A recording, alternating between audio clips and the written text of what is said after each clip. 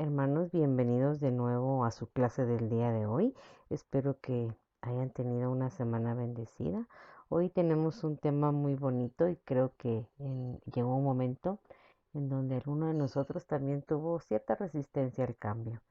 Fíjense cómo el humano por naturaleza tiene una resistencia a cambiar, a transformar el formato de vida que ya tiene establecido, a probar, a poder aprender y correr riesgos. Muchos tenemos reacciones diferentes y nosotros no sabemos cómo vamos a enfrentarnos al cambio. Jesús enfrentó la resistencia de los fariseos, de sacerdotes saduceos, de los escribas, que presentaron un bloque en su contra porque su ministerio y su forma de ejercerlo era para ellos completamente distinto del modo en que ellos estaban acostumbrados a ver y hacer las cosas. El Señor se refirió a ello con el ejemplo del error de echar vino nuevo en odres viejos, como lo encuentran ustedes en Lucas 5, 37 al 39, en donde dice, y nadie echa vino nuevo en odres viejos, de otra manera el vino nuevo romperá los odres y se derramará y los odres se perderán. Mas el vino nuevo en odres nuevos se ha de echar y lo uno y lo otro se conservan. Y agregó, y ninguno que beba del añejo quiere luego el nuevo, porque dice, el añejo es mejor. Y el nuevo modelo del ministerio del Señor, que representa el vino nuevo, lo invirtió, lo vertió en personas abiertas al cambio, a odres nuevos. Entonces, la gente con la que no tenía que estar luchando constantemente para que ellos se moldearan a su forma. Entonces, es la razón por la que no fue al templo a buscar gente preparada. Y es que seguramente habían ahí muchas personas preparadas, pero no para recibir el reino de los cielos. Entonces ellos estaban preparados para seguir haciendo las mismas cosas a como ellos estaban acostumbrados, pero ¿qué tanto se iban a tardar? ¿Hasta cuándo lo iban a hacer? Ellos pensaban que hasta la venida del Mesías, pero su Mesías llegó y no lo pudieron reconocer. Ellos estaban tan influenciados por sus propias tradiciones, por sus leyes, que viendo eran ciegos. Y si alguien hacía algo que no era a su modo, lo veían como con recelo, con sospecha. Había resistencia y él se convertía inmediatamente en su enemigo. Y 2000 años después de haber sido establecida la iglesia, la resistencia al cambio está presente aún. Podemos encontrar personas que se encuentran abiertas al cambio y cuando están abiertas al cambio quieren difundir extensamente el reino de Dios, elevar la calidad de cómo ellos aprenden, de cómo ellos tienen un potencial para hacer más discípulos, personas que están listas para encontrar, probar nuevos métodos, para invertir su tiempo, para poder aprender de los errores que cometieron y en la marcha corregir y proseguir a la meta. Pero también podemos encontrar personas que son negativas. Y Jesús dijo en Mateo 5, 16 al 18, no penséis que he venido para abrogar la ley o los profetas. No he venido para abrogar, sino para cumplir.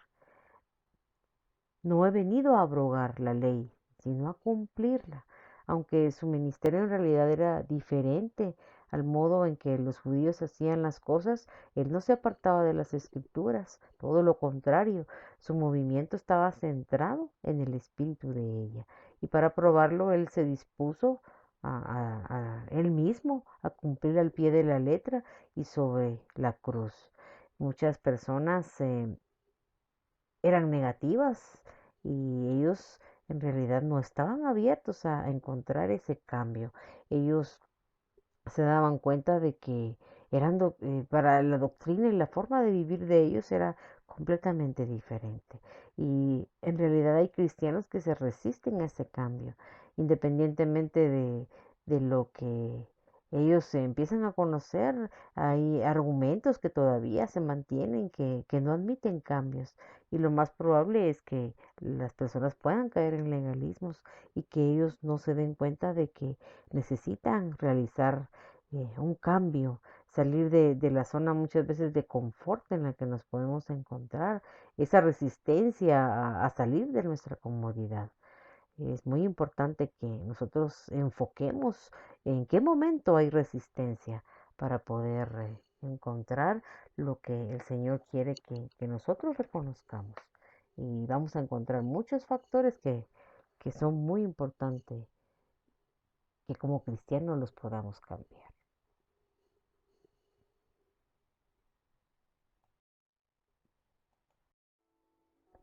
Podemos también identificar factores que van a provocar una resistencia.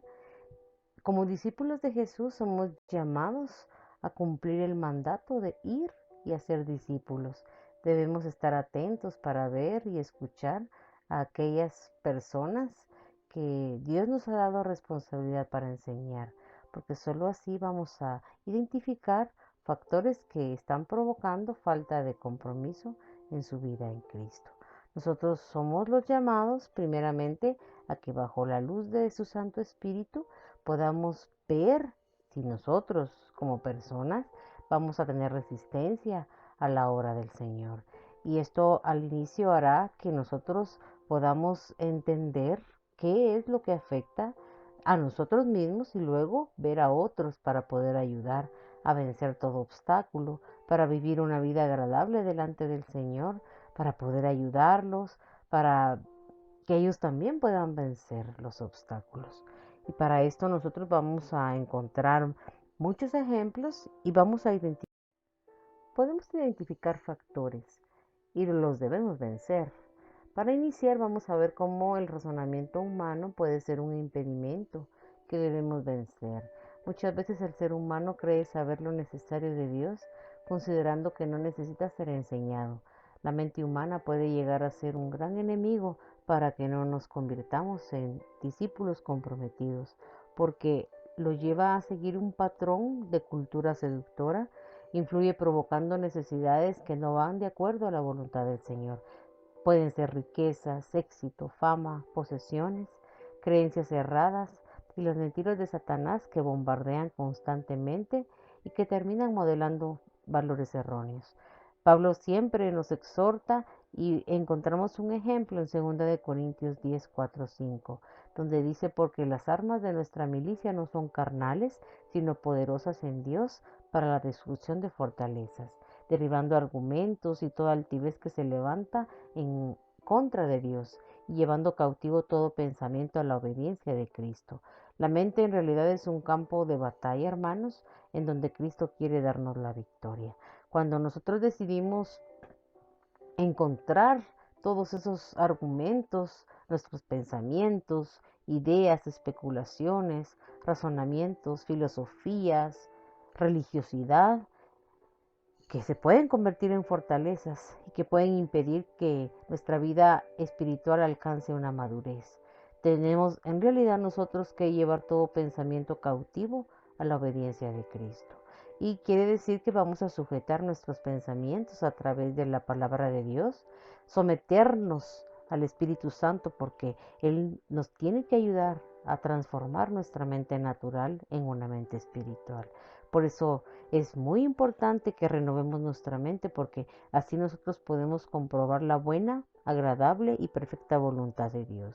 Es necesario que el discipulado en nuestra vida sea el que permita que el Espíritu Santo renueve nuestro espíritu y nuestro entendimiento. En Efesios 5, 23, 25 dice que nos tenemos que vestir de Cristo y esa transformación que desea hacer en la vida del discípulo ayuda a la vez para que nosotros podamos ayudar a otras personas. Hay muchas personas que no les gusta relacionarse con los demás, entonces debemos de ser relacionales, porque el diseño de Dios para el hombre es que éste aprenda a vivir en relación con otros, a que nuestro prójimo pueda entender ¿Qué significa conocer al Hijo de Dios? ¿Para qué? Para que seas salvo. El aislamiento es un engaño de Satanás porque él sabe muy bien que así el discípulo es una presa fácil. Es muy fácil que la persona se desvíe del verdadero camino. Y dentro de una comunidad es inevitable que existan conflictos, pero tenemos que ver cómo vamos a perfeccionar dentro de la iglesia de Cristo esa idea errónea.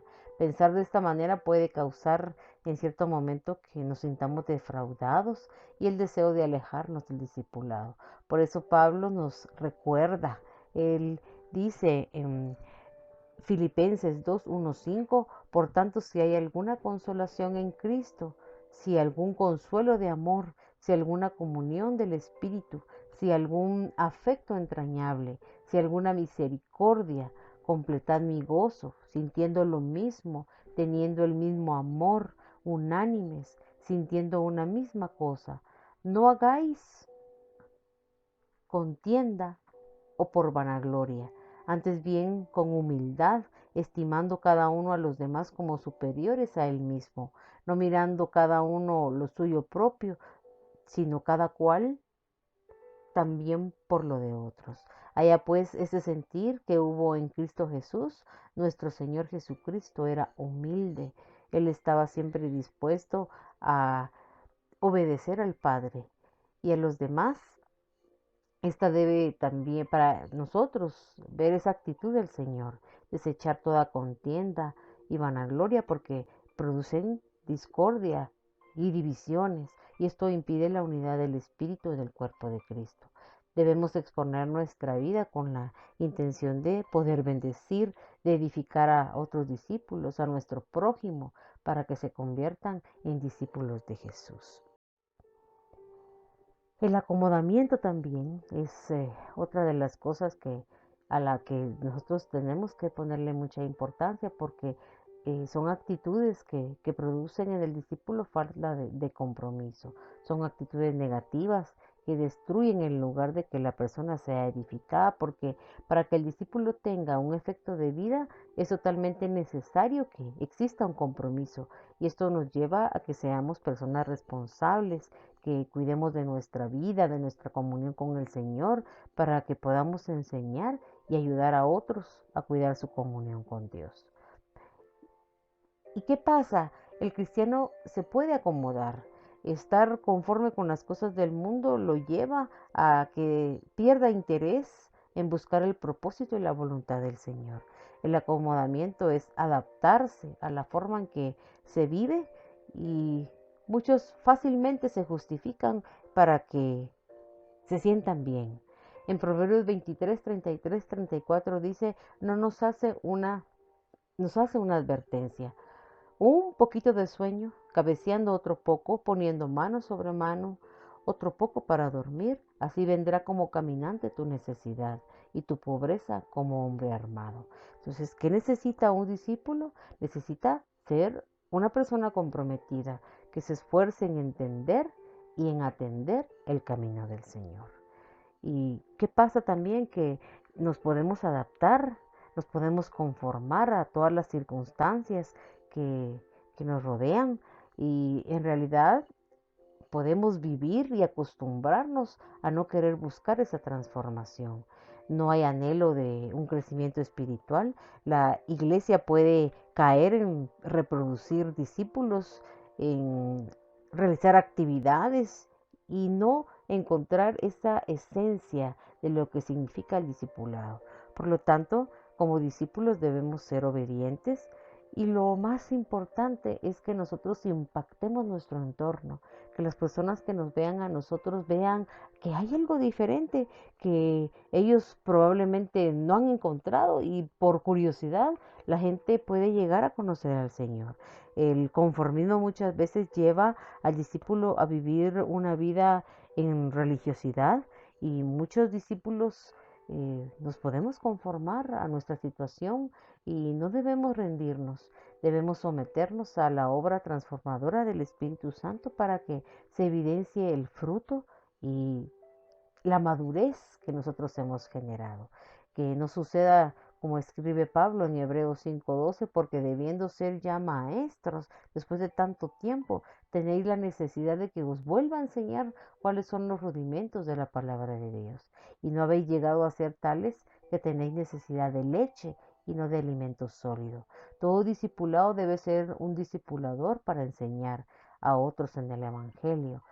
El conocimiento sin obediencia no produce un crecimiento espiritual.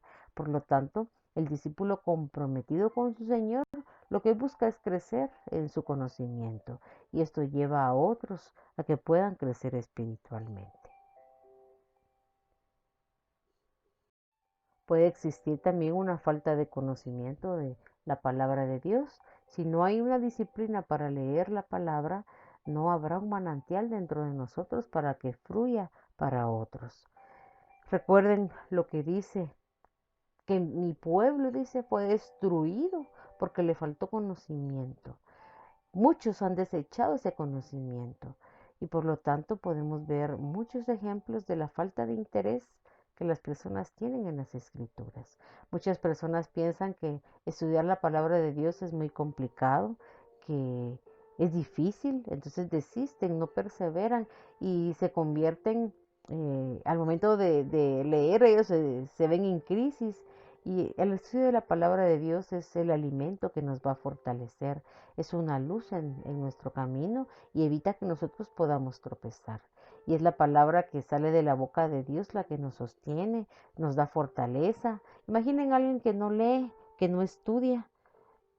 Para empezar puede ser engañado y la persona se debilita. Si no somos instruidos por la palabra de Dios, no vamos a poder alimentar a otros con ese alimento del cielo, porque nosotros mismos carecemos de ese aliento. Podemos llegar a perecer por no tener una pasión de conocer a Dios a través de las Escrituras. Y Pablo siempre nos exhorta.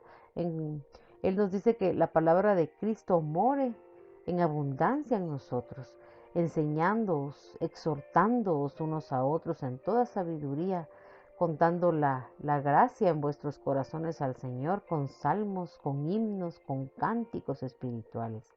Por eso dice él que more. Esto significa que tiene que vivir, que se tiene que sentir en casa, en abundancia, para que seamos edificados y que nosotros podamos edificar a otros. La palabra de Dios debe empapar cada aspecto de vida del discípulo para que controle sus pensamientos, sus emociones, sus acciones y sus palabras. El Espíritu Santo obra en la vida del discípulo a través de la palabra de Dios en su vida. ¿Y qué tenemos que hacer nosotros? Debemos dar de gracia lo que de gracia hemos recibido. Y tenemos la exigencia de enseñarle a otros lo que nosotros recibimos a través de su palabra. Ese es un verdadero discipulado. Muchos tenemos miedo e inseguridad. El miedo produce inseguridad, el miedo paraliza al discípulo y evita que éste haga la obra a la cual fue llamado. El discípulo debe recordar lo que dice la palabra, porque no nos ha dado Dios espíritu de cobardía.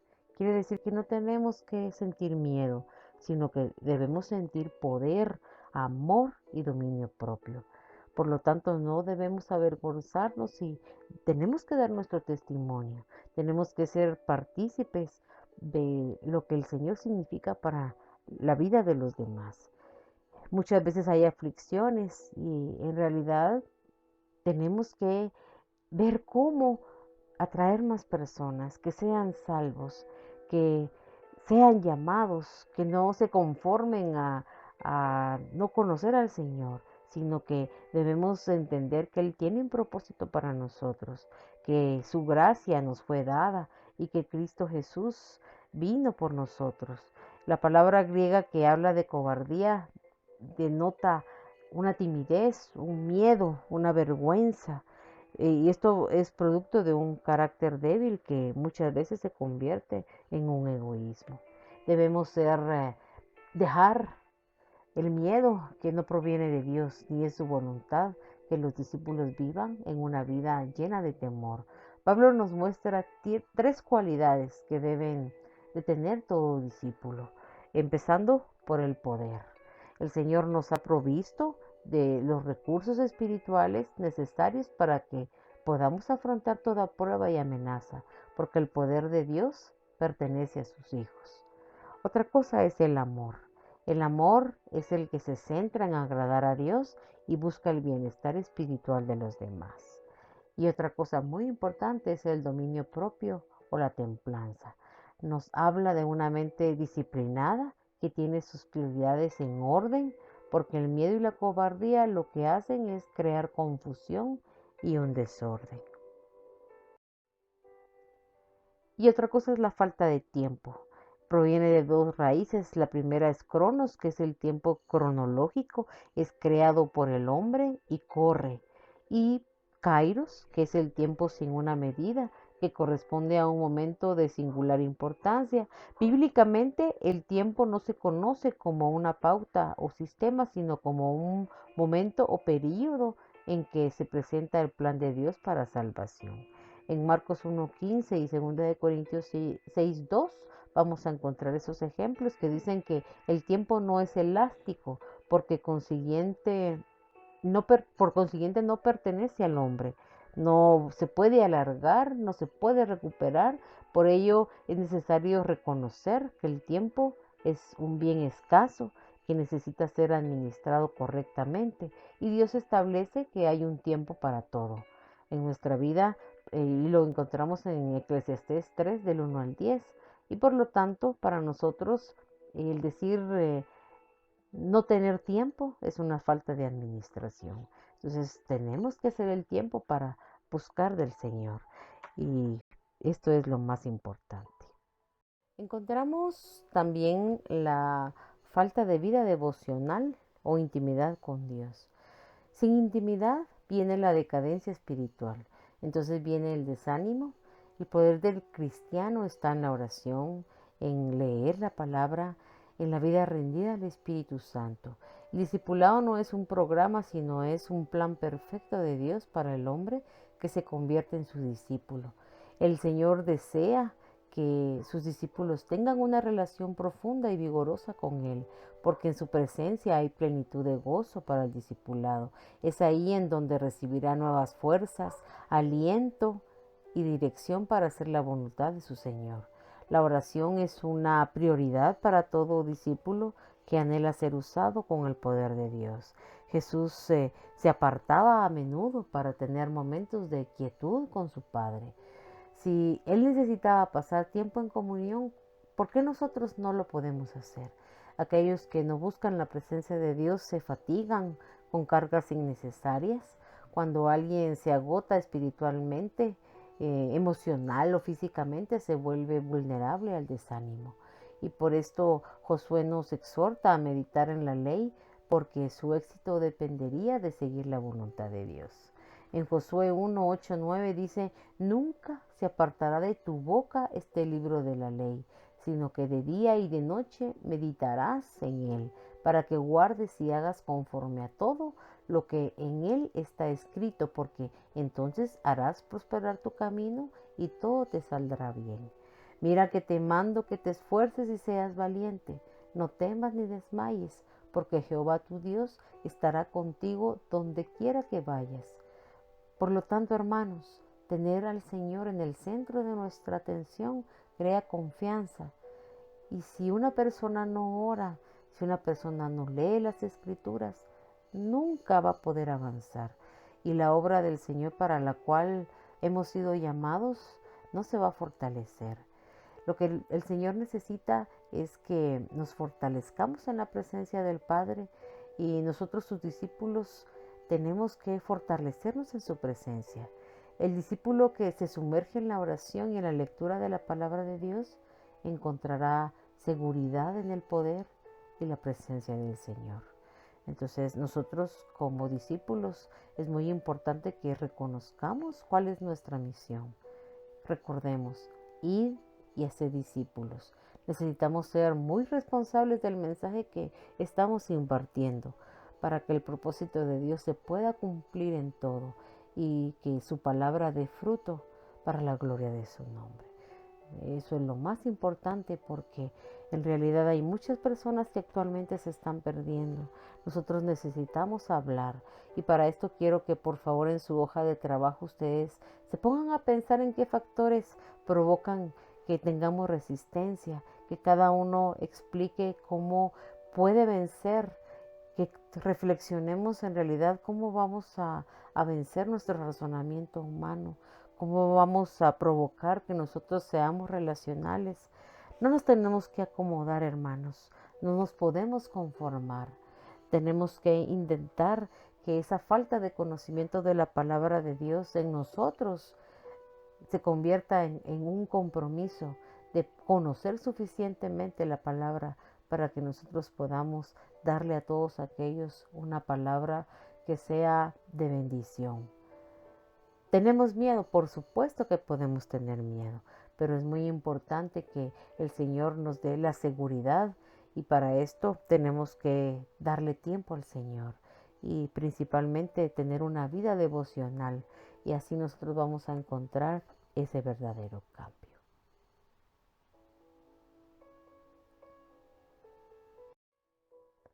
Jesús se fortalecía en la presencia del Padre y nosotros sus discípulos nos debemos fortalecer en su presencia.